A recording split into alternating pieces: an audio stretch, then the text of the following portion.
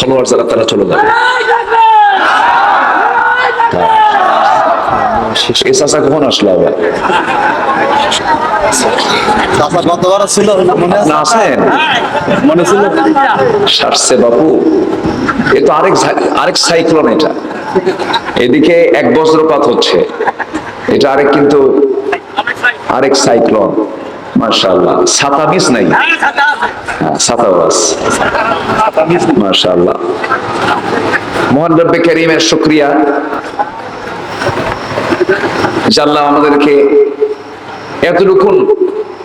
এত সময় পর্যন্ত, আমরা এতক্ষণ যশোরে বৃষ্টি চলছে, সাতক্ষীরার কিছু কিছু অঞ্চলে বৃষ্টি শুরু হয়ে গেছে। আমরা এখন আল্লাহ পাক আমাদেরকে একটু হলো সুযোগ দিয়েছেন, বলি ভাই আলহামদুলিল্লাহ।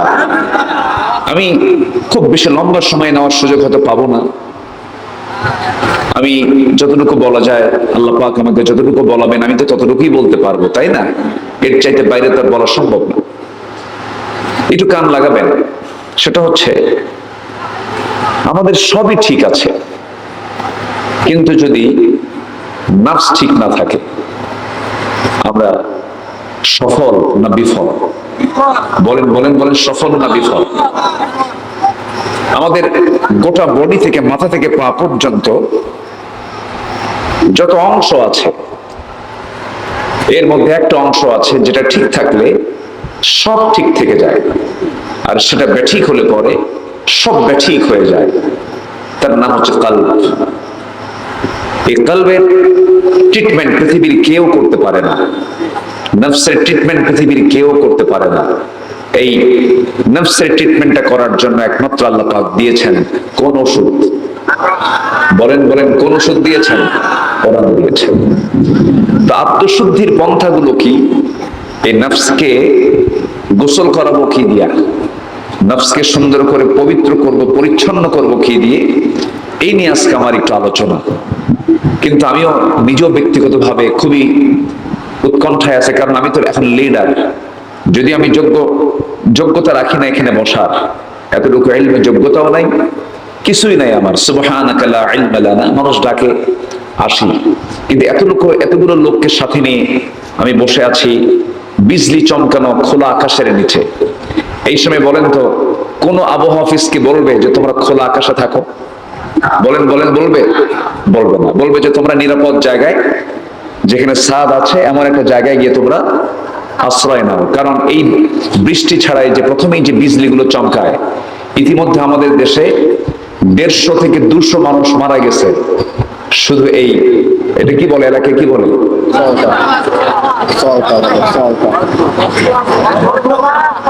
না না, সলকা সলকা, সড়কা সড়কা, হ্যাঁ সড়কা সড়কা, এই তো ঠিক আছে। আচ্ছা, সড়কা পড়ে এই পর্যন্ত কয়েকশো মানুষ গোটা দেশে ইন্তেকাল করেছে এই বছরে। তো আমি নিজেও চিন্তা করছি যে আমি আপনাদেরকে কোনো কষ্টের মধ্যে ফেলে দিলাম কিনা। কোনো সমস্যা নাই তো আপনাদের? বলি আলহামদুলিল্লাহ। আবার এই সময় এই মেশিন যান্ত্রিক সমস্যাগুলো সবচেয়ে বেশি হয় না? এই যান্ত্রিক ত্রুটিগুলো সবচেয়ে বেশি। এদের এই মেশিনগুলো বাস্ট হয়ে যেতে পারে। ওটাও বিদ্যুৎ, এটাও বিদ্যুৎ, দুটার ধাক্কা লেগে একটা বিস্ফোরণ ঘটতে পারে। এরকম রেকর্ড আমি আমার মাহফিল অঙ্গনে পেয়েছি। গত 2-1 বছর আগের কথা বলছি। বরগুনার একটা মাহফিলে কোন এক আলোচক আলোচনা চালাচ্ছিলেন এই দুর্যোগপূর্ণ আবহাওয়ার মাঝে। হঠাৎ করে তার এই স্পিকার যাতে সামনে রেখে তিনি কথা বলছিলেন, এটা বিদ্যুৎ হয়ে যায়, টোটাল এটা বিদ্যুৎ হয়ে যায়। ওনার মুখটা যে লাগায় গেছে, মুখটা খুলতে পারেন না, ওখানে তার ইন্তেকাল হয়ে গেছে। তো যাই হোক, সব মিলে আমরা ঝুঁকিপূর্ণ একটা পরিবেশেই কিন্তু এখন আমরা অবস্থান করছি। আমরা এটাকে একদম দুর্বল চোখে নেওয়ার সুযোগ নেই, যেহেতু আমরা একটা পরিবেশ তৈরি করেছি। আল্লাহ পাক যতটুকু বলাবেন আমরা ততটুকুই বলবো। জোরে বলি ইনশাআল্লাহ। সম্মানিত ভাইরা, তাহলে আমাদের গোটা দেহের ভিতরে একটা টুকরা আছে, যে টুকরা ঠিক থাকলে আমার গোটা দেহ ঠিক থেকে যাবে। সেই টুকরাটা ব্যাঠিক হলে গোটা দেহটাই ব্যাঠিক হয়ে যাবে। আলা ইন্না ফিল জাসাদি লামুদগাতান ইযা সলুহাত সলুহাল জাসাদু কুল্লু ওয়া ইযা ফাসাদাত ফাসাদাল জাসাদু কুল্লু আলা ওয়া হিয়াল কলব। সাবধান, সেই গোশতের টুকরা হলো কলব। এই কলবের ভিতরে মানে এই নফসের ভিতরে শয়তান ঢুকতে পারে না, এর ভিতরে ঢুকতে পারে না, তবে দরজায় আসে। কোথায় আসে বলেন তো? দরজায় আসে। এই কলবের দরজা হচ্ছে এই বুক। এই জন্য আমরা সূরা ফালাক নাসের ভিতরে একটা আয়াত বলি, যারা পারেন ঠোঁট মিলিয়ে বলুন, কুল আউযু বিরাব্বিল ফালাক মিন শাররি মা খালাক ওয়া মিন শাররি গাসিকিন ইযা ওয়াকাব ওয়া মিন শাররিন নাফাসাতি ফিল উকাদ ওয়া মিন শাররি হাসিদিন ইযা হাসাদ।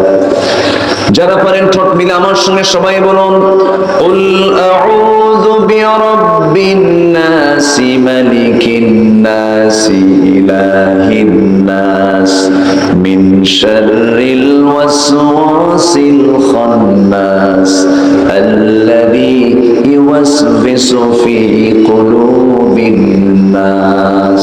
ঠিক কইছে? কি হইছে? কি হবে? কি হবে?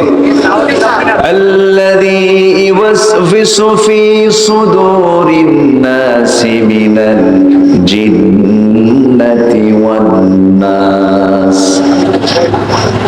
ওয়াসওয়াসা দেয় হলো জিন থেকে, মানুষ থেকে, সুদুরিন নাস মানুষের বক্ষে ওয়াসওয়াসা দেয়, দরজায় এসে ধাক্কা মারে। কিন্তু কুলুবিন নাস কেন বললেন না? কলবটার ভিতরে শয়তান ঢুকতে পারে না, ওয়াসওয়াসা দেওয়ার জন্য ঢুকতে পারে না। আমার বন্ধুগণ, এই নফসকে ঠিক রাখার চেষ্টা করতে হবে। নফস ঠিক হয়ে যাবে, এটা যদি ঠিক হয়ে যায় সব ঠিক হয়ে যাবে, এটা যদি বেঠিক হয়ে যায় সব বেঠিক হয়ে যাবে। আল্লাহ রাব্বুল আলামিন শুদ্ধতার জন্য বহু জায়গায় বহু কথা বলেছেন। কোরআনকে সামনে রেখে মুমিন জীবনে এই নফসের শুদ্ধতার জন্য, এটাকে গোসল করানোর জন্য, এই নফসকে ঠিক রাখার জন্য মুমিন জীবনে 10টা পন্থা আল্লাহ রাব্বুল আলামিন কোরআনে শিখিয়ে দিয়েছেন। কয়টা পন্থা? 10টা পন্থা। আমি 10টা পন্থাকে সামনে এনে একটা একটা করে বলতে চাচ্ছি, যদি আল্লাহ তাআলা আমাকে সেই তৌফিক দান করেন। আল্লাহ তুমি আমাদের জন্য সবকিছু সহজ করে দাও। জোরে বলেন, আর একটু জোরে বলেন, আল্লাহুম্মা আমিন। সম্মানিত ভাইয়েরা, এটা এই গ্রামের নামটা কি? এখানে কোনো শেখ নাই নাকি? সরকার নাই, অন্যান্য গোষ্ঠী নাই, সব বাদ দিয়ে খানপুর কেন হলো? খান সবচেয়ে বেশি কোন জায়গায়? এই তো খান সবচেয়ে বেশি কোথায়? খান শব্দ শুনলে যারা সবচেয়ে বেশি রাগ করে তারা তো দেশেই নাই এখন, তাই না? এই খানপুরে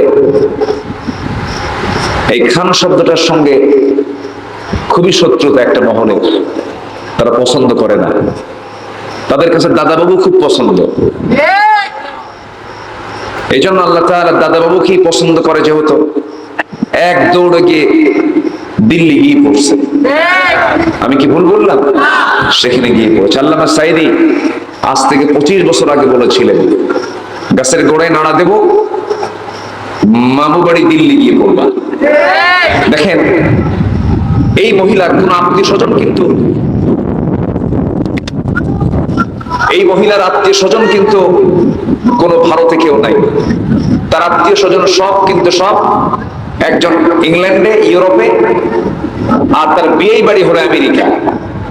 অথচ আল্লামা সাঈদী আজ থেকে 25 বছর আগে বললেন, যদি নাড়া দিই মা বলে দিল্লি গিয়ে পড়বা। সোজা 25 বছর পরে কোথায় গিয়ে পড়েছে? দিল্লি গিয়ে পড়েছে। সম্মানিত ভাইয়েরা, নেক আমল করলে আল্লাহ পাক তার হায়াত বাড়ায়া দেন, বরকতময় হায়াত দেন। এই মহিলা দীর্ঘ 16 বছর যে কাজগুলো করেছে, নেক আমল না বদ আমল? বলেন, নেক আমল না বদ আমল? বদ আমল। এই জন্য কোথায় গিয়ে বসে আছে? দিল্লি। আর নেক আমল করলে পর আমরা তাকে সম্মান করতাম, আমরা তাকে শ্রদ্ধার চোখে দেখতাম। আল্লাহ রাব্বুল আলামিন বলেন, মান আমিলা সালিহান মিন যাকারিন আও উনসা ওয়া হুয়া মুমিনুন ফালানুহয়িয়ান্নাহু হায়াতান তাইয়্যিবা। যে ব্যক্তি নেক আমল করবে, পুরুষ হোক আর নারী হোক, সে যদি মুমিন হয়ে থাকে, আমি আল্লাহ রাব্বুল আলামিন তার বরকতময় দীর্ঘ জীবন আমি তাকে দান করব। জোরে বলে সুবহানাল্লাহ। শর্ত হলো নেক আমল করে যেতে হবে, ভালো আমল করে যেতে হবে, নিয়তের বিশুদ্ধতা নিয়ে আমাকে আপনাকে চলতে হবে। একটু জিকির করি, লা ইলাহা ইল্লাল্লাহ, লা ইলাহা